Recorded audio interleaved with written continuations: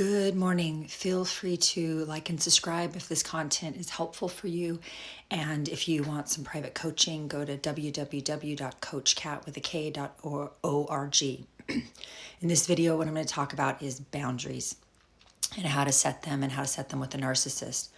Sorry, I have really bad allergies. There's different kinds of boundaries: psychological, emotional, physical boundaries. And everyone has their own boundaries. It's very person specific to each individual.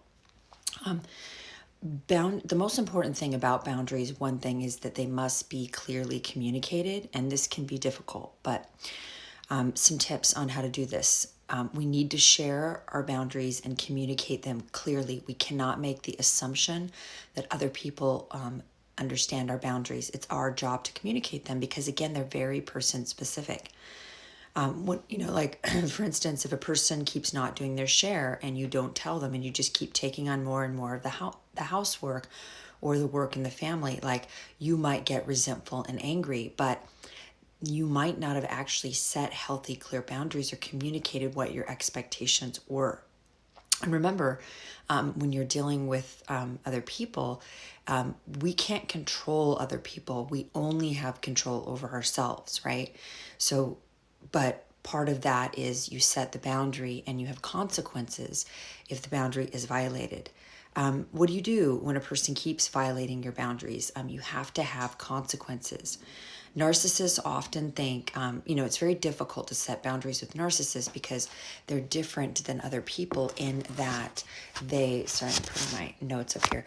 They're different than other people in that they think that the rules do not apply to them.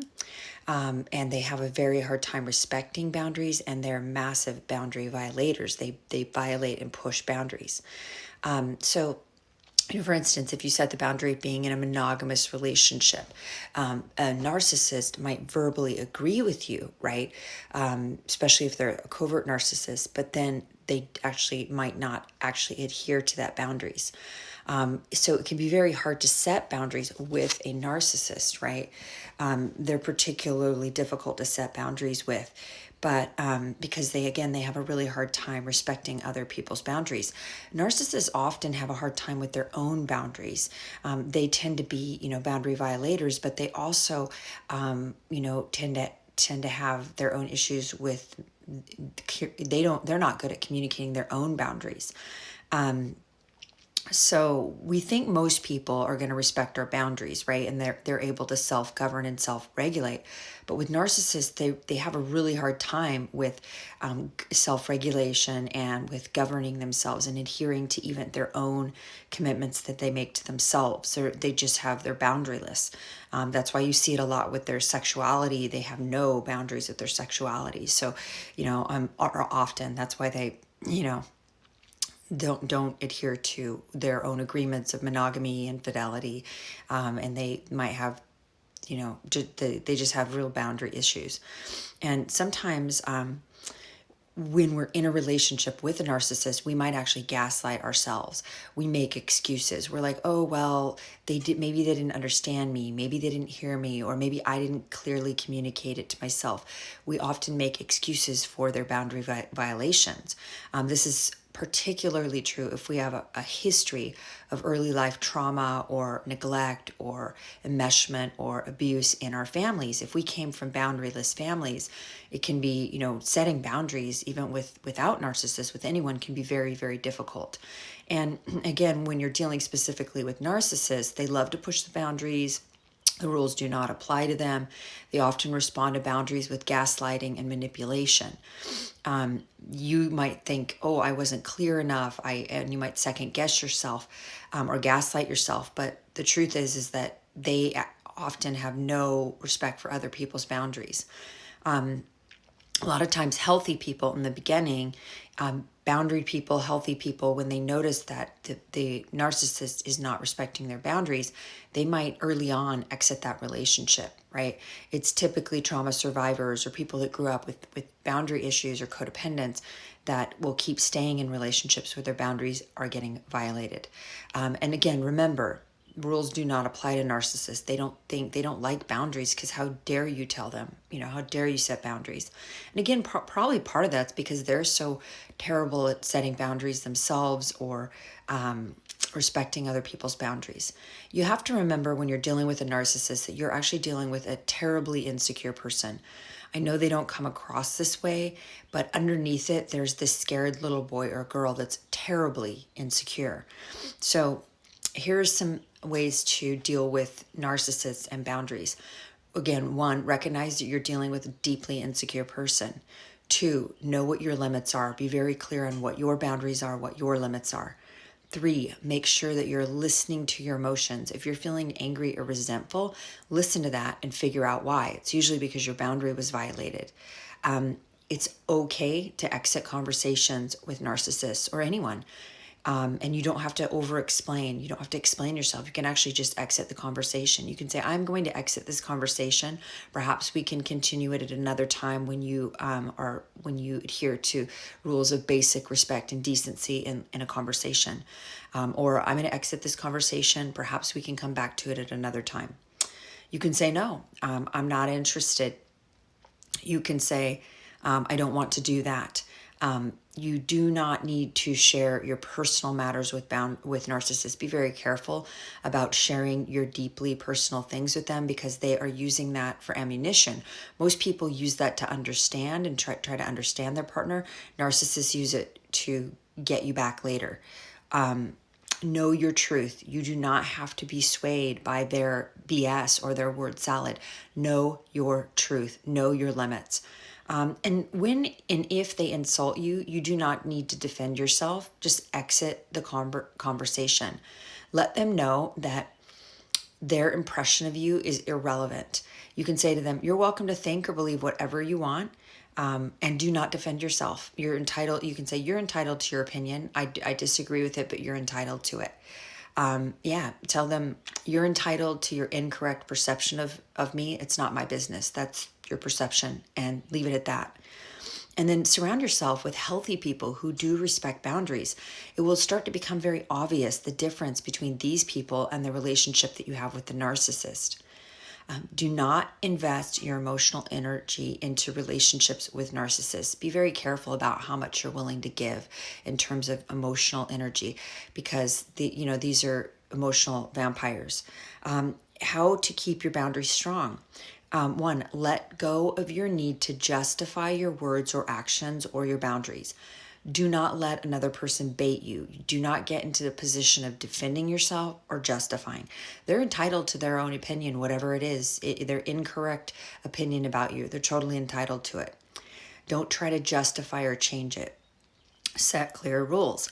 Tell them exactly what you expect out of the conversation.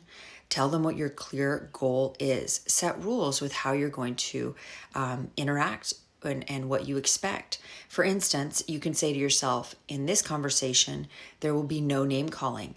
I'm going to exit this conversation if there's any name calling. And then do that. If there's any rude name calling, exit the conversation.